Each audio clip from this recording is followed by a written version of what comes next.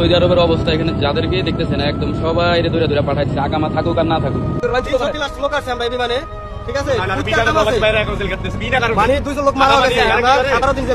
আমরা আইসি মনে প্রায় 500 লোক একসাথে আছে। 500 জন আসলে জেল থেকে কতদিন ছিলেন? আপনার 17 দিন 18 দিন হয়েছে, ঠিক আছে, কিন্তু চাকরি পায় নাই। হাজি গেছে উমরা করতে, স্বামী স্ত্রী দুজনে গেছে উমরা করতে। স্বামী মনে করেন বাইরে আছে বাচ্চারা নিয়ে, মানে স্ত্রী মনে করেন রুমে ছিল, মনে করেন স্বামী নিয়ে আছে মনে করেন বেড়ে।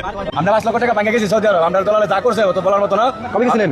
গেছি আমরা 4 মাসের মাঝে 1.5 মাস কাজ করছি, আর মাস কোনো কাজ নাই। প্রতিটা মানুষ আকামা যুক্ত, আকামা আছে, গতকাল আকামা করছে, আজকে গ্রেফতার করে নিয়ে আসছে, ডিউটি করার অবস্থাতে নিয়ে আসছে, ব্যবসা প্রতিষ্ঠান আছে তাদের কোনো অবস্থাতে নিয়ে আসছে। আমার ওই 29 মাসে আকাম আছে, আকাম আছে, বাইরে গেছি আসলে নামাজ করে পাইছি, পিছে দেয় কই আল্লাহ দিবা কাম আকামা দেই কই আল্লাহ গাড়ি মানে কেউ 25 দিন হয়েছে, কেউ 1 দিন হয়েছে। ধরে ধরে আমাদের ভিক্ষা মামলা, পানির মামলা, আমরা কি এগুলা করতে গেছি? আমরা অবশ্যই কাজ করতে গেছি। 8 বছর বিদেশ করে ওর বাচ্চারা ভিক্ষার মামলা, পানির মামলা, গাড়িতে যাচ্ছি, ডিউটিতে যাচ্ছি, তাল দেখেছি গেলে ব্যাস আকামা দেখাইছি খালাস। সবচেয়ে কষ্ট বিষয় কি জানেন? আমাদেরকে ল্যাংটা করে আমাদের কাপড় চোপড় বলতে রেখে দিছে। আমাদের মানি ব্যাগ, বেল্ট হিসাব বাদ, আমাদের মানি ব্যাগ, আমাদের যে উপরে যে আমরা শীতের কষ্ট শীতের কাপড়গুলো বলতে তারা করে আমাদের। যখন যে আকামা মেট থাকার পরে পাঠাই দিব, আপনি কি বলতে চান আসলে? কি কম এটা নসিবের দোষ আর কত? আমি আই বলছি দুঃখ না, কিন্তু যে ভাই বাংলাদেশি ভাই আটকা ফিরে রয়েছে তাদের যাতে দ্রুত ব্যবস্থা। বারবার আপনাদেরকে সতর্ক করি, কিন্তু আপনারা কোনোভাবে সতর্ক হন নাই।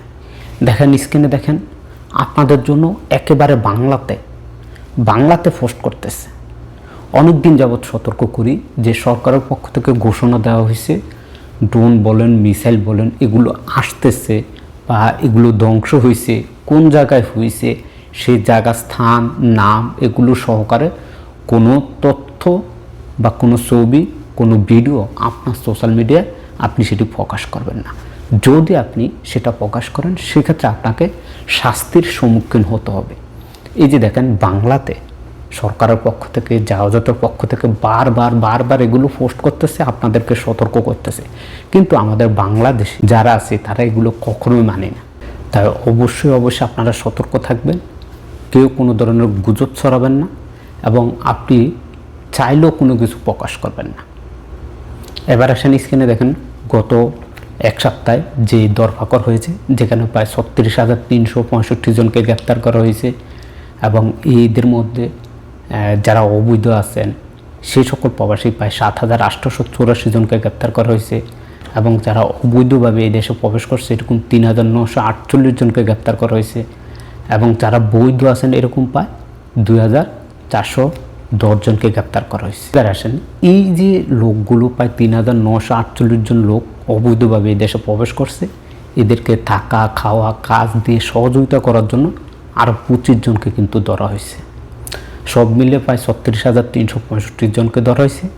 এদের মধ্যে 32,309 জন হচ্ছেন পুরুষ, এবং 4,056 জন হচ্ছে আমাদের গৃহকর্মী বোনরা। মধ্য থেকে প্রায় 6,285 জনকে অলরেডি তাদের নিজ দেশে প্রেরণ করা হয়েছে, এবং 6,808 জনের সমস্ত কিছু ওকেছে, যে কোনো মুহূর্তে তাদেরকে দেশে পাঠাবে, এবং 23,815 জনের তাদের নিজ তথ্যগুলো যাচাই করার জন্য তাদের এম্বাসির মাধ্যমে সে কাগজপত্রগুলো পাঠিয়েছে।